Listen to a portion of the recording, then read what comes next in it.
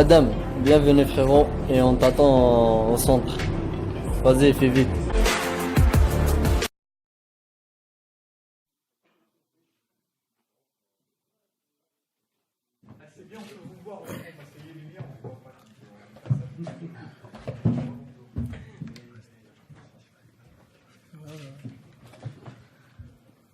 Bon, eh bien voilà, pour aujourd'hui, on va s'arrêter là quand même.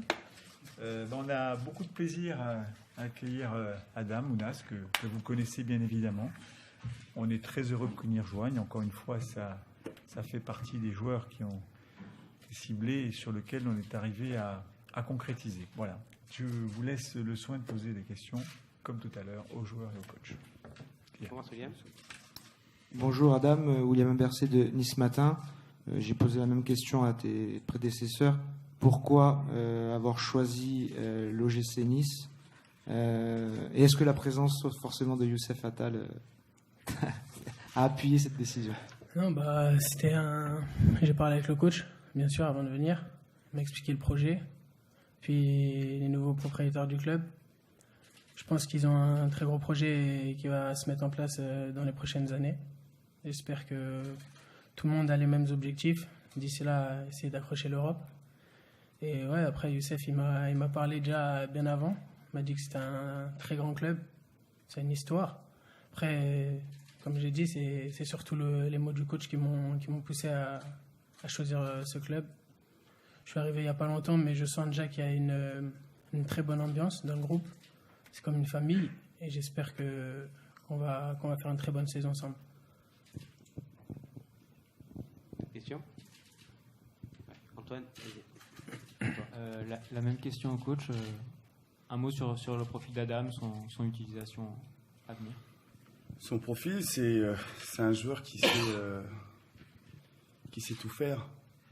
C'est vraiment le profil qu'on recherchait. C'est le joueur qui est capable de rendre les joueurs autour de lui meilleurs. C'est un joueur qui est capable d'être à la finition. C'est le joueur qui est capable de donner la dernière passe. On attend beaucoup d'Adam, même si je mets beaucoup de pression, mais c'est un joueur qui, malgré son âge, a énormément d'expérience. Ça va être un joueur important dans notre collectif. Il sort d'une saison assez compliquée où il n'a pas beaucoup joué, mais c'est un joueur qui a énormément de talent. Il a besoin de l'exprimer, il a besoin d'être sur le terrain, il a besoin de jouer. Et sincèrement, je pense qu'il y a tout ce qu'il faut ici au club pour justement montrer au niveau international à quel point c'est un bon joueur. Adam, tu connais bien la Ligue 1. Tu étais parti assez tôt à l'étranger. Quel est ton regard justement sur ce séjour à l'étranger? Qu'est-ce que ça t'a apporté et pourquoi aujourd'hui revenir en France? Non, moi, à l'étranger, je suis parti tôt, comme vous l'avez dit. Après, c'était pas une mauvaise expérience. Au contraire, j'ai beaucoup progressé avec des très grands joueurs autour de moi. J'ai eu des très grands entraîneurs aussi. J'ai beaucoup progressé sur les points négatifs que j'avais ici en France, notamment défensivement, tactiquement, parce que, comme vous savez, l'Italie, c'est des tacticiens. Après, ouais, je reviens ici parce que, comme je vous ai dit, j'ai parlé avec le coach. Nice, c'est un très gros club et j'espère qu'on va aller le plus loin possible et encore au-delà aussi, s'il faut. merci. Maxime Baquet, France Bleu Azur pour Adam. Dans quel état de forme vous êtes? Est-ce que vous êtes prêt à jouer peut-être des dimanches? Question aussi pour le coach. Moi, c'est le coach qui fait l'équipe. Je vais pas vous dire, moi je suis prêt pour jouer. Hein. J'ai déjà parlé avec le coach. Je suis tout à fait prêt. J'ai fait une préparation, ça fait 2 semaines que je travaille à Naples.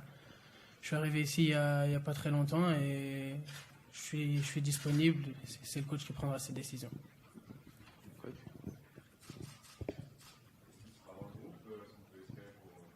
Non, mais c'est sûr que si d'ici le match, tout se passe bien dans l'aspect physique, il sera dans le groupe, ça c'est une certitude.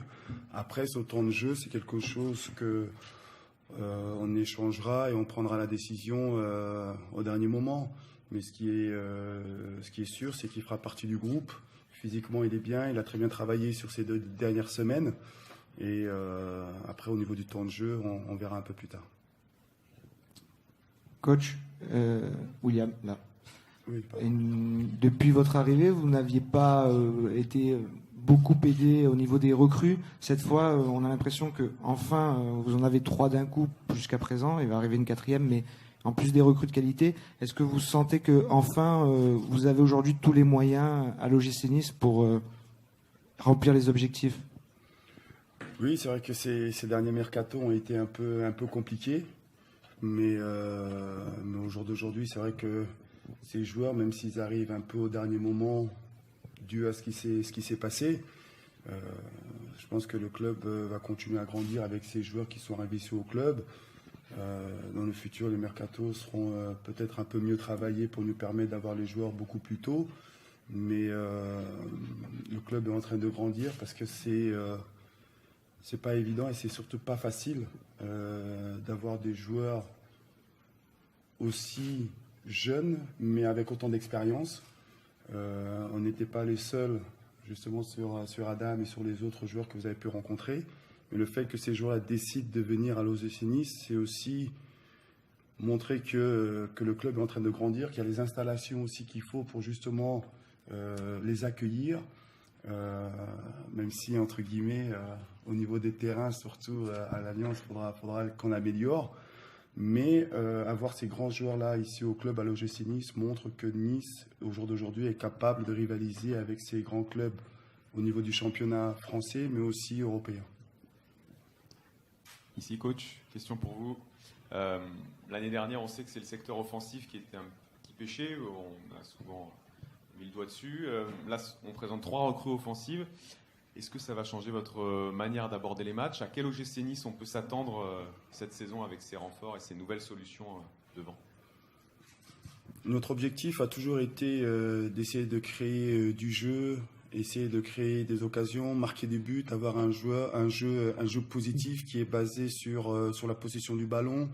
Et on a envie de marquer le plus de buts possible, mais tout en ayant une base assez solide dans l'aspect défensif. Ce qui est important pour moi, l'entraîneur, c'est de trouver l'équilibre. Et puis, on sait que par rapport à l'année dernière, qu'offensivement, on a eu pas mal de manques. Et on espère qu'avec les joueurs qui ont signé, on va s'améliorer dans ce domaine. Mais si on veut gagner des matchs, il faudra trouver l'équilibre. Des joueurs offensifs auront aussi des responsabilités défensives. Mais ça sera à moi d'essayer de leur donner les informations qu'il faut pour justement leur permettre d'évaluer et de jouer à leur niveau. Mais avec des joueurs comme Adam, on peut espérer énormément. Une question pour Patrick. Vous souhaitiez des recrues offensives, des recrues qui puissent amener de la créativité dans le jeu. Là, on en a 3. Est-ce que désormais, le mercato, d'ici à lundi, ce sera des recrues, des milieux, des défenseurs, et qu'au niveau offensif, c'est terminé, il n'y aura plus d'autres arrivées? Au niveau offensif, en tant qu'entraîneur, je suis content parce qu'on a le choix. J'ai le choix maintenant de vraiment faire jouer une concurrence pour essayer de tirer le maximum des joueurs. Après, sur l'aspect défensif, on peut être un peu court si on venait à perdre un joueur ou 2. On va voir d'ici lundi si on peut trouver le joueur qu'il nous faut. Mais ce qui est sûr, c'est qu'on n'achètera pas de joueurs justement seulement pour acheter. On essaiera de trouver le profil idéal pour nous. Et si on ne le trouve pas, on attendra. Mais c'est vrai qu'avec l'apport de ces joueurs offensifs, je suis très satisfait. Question pour le président ici. Bob Radcliffe a connu un baptême du feu un peu compliqué avec la publicité qu'il y a eu autour de ce match. Quelle est votre position, parce qu'on ne vous a pas eu, par rapport aux incidents qui ont émaillé la rencontre? Écoutez, là, on va ouvrir un long débat. Je vais essayer de vous répondre de façon courte. Évidemment qu'on était un peu contrarié de ce qui s'est passé, Mais c'est ce que j'ai dit à Nathalie Bois-de-la-Tour et à Didier Quillot qui étaient avec moi en tribune pendant le match. D'abord, j'étais très attentif à ce qu'on puisse ne pas arrêter le match. Parce que je pense que ça n'aurait pas eu un bon effet. Et à la mi-temps, il y a des gens qui sont descendus pour essayer de faire en sorte que le match ne s'arrête pas.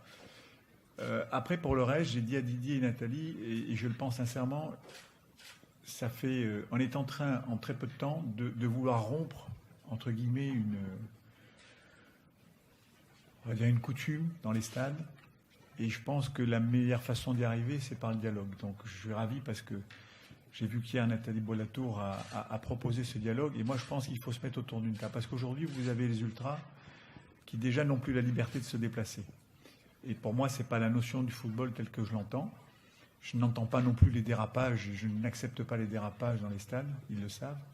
Mais par contre, je pense qu'on progressera sur ce sujet, pas que par de la répression, parce qu'on va fermer des tribunes, on va sanctionner les clubs, on va faire quoi? On va arrêter des matchs.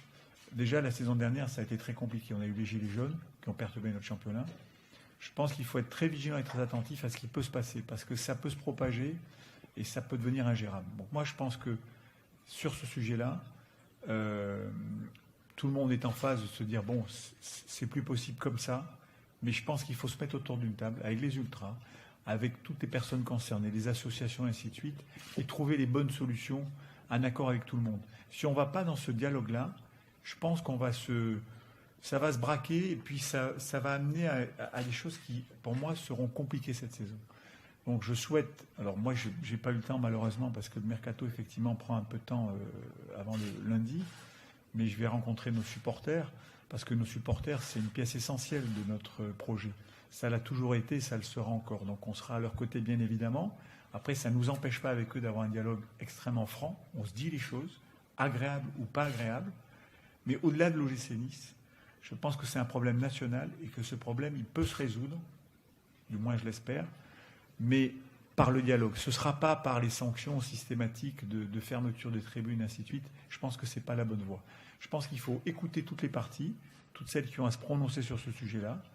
En plus, je trouve qu'en ce moment, on mélange un peu tout, l'homophobie, les insultes dans les stades, tout ça, c'est un petit peu tout ça, c'est pas très clair, entre guillemets.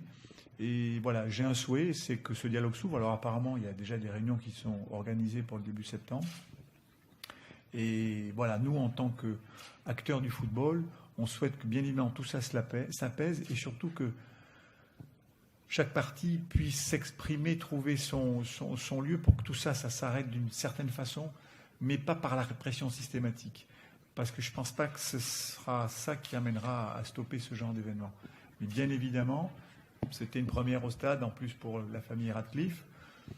Bon, c'est des gens qui sont cool, donc qui n'ont pas porté une attention négative sur le sujet. Mais c'est vrai qu'on doit être vigilant parce que le football, c'est un spectacle, c'est un beau spectacle, et il ne faut pas l'abîmer. Et moi, je pense qu'aujourd'hui, il faut permettre à tous les acteurs du foot, y compris les ultras, de pouvoir vivre cette passion avec du plaisir, du bonheur et faire attention à tout ce qui peut toucher à cet environnement-là. Mais après, on sait très bien qu'aujourd'hui, on stigmatise les stades de foot. Malheureusement, la vie aujourd'hui est devenue plus compliquée. Et je pense que, voilà, il faut vraiment que nos instances, le gouvernement, tous les gens qui sont concernés par ce sujet, ne prennent pas la voie de la facilité. Parce que la voie de la facilité, c'est pour moi la pire des voies. C'est aller chercher le mal, parce qu'il est profond, mais que chacun puisse s'exprimer, et puis que tout le monde se dise, voilà, on va y arriver, mais on va y arriver ensemble. Parce que sinon, je ne suis pas convaincu qu'on arrivera à solutionner ça par des sanctions systématiques. Une question ? Je voudrais revenir sur Adam. Oui. Tu as manqué un peu de temps de jeu à Naples. En équipe d'Algérie aussi, tu n'as joué qu'un match. Qu'est-ce qu'il te manque aujourd'hui? Sur quoi tu dois progresser pour devenir un titulaire en puissance en équipe nationale Je pense que tout d'abord, qu'avec un peu plus de continuité, d'enchaîner les matchs, je vais essayer de retrouver mon niveau maximum. Après, ça va être à moi aussi d'avoir ma responsabilité sur le terrain. Je vais essayer de faire le maximum tous les matchs. Ça commence à l'entraînement. Et pour la suite, on verra, on parlera de l'équipe nationale plus tard parce que là, je viens de m'engager avec l'OGC Nice et on parle de ce grand club et je vais tout donner pour ce club. D'autres questions? Non? Merci. Merci beaucoup. Sur la présentation, on va passer aux photos.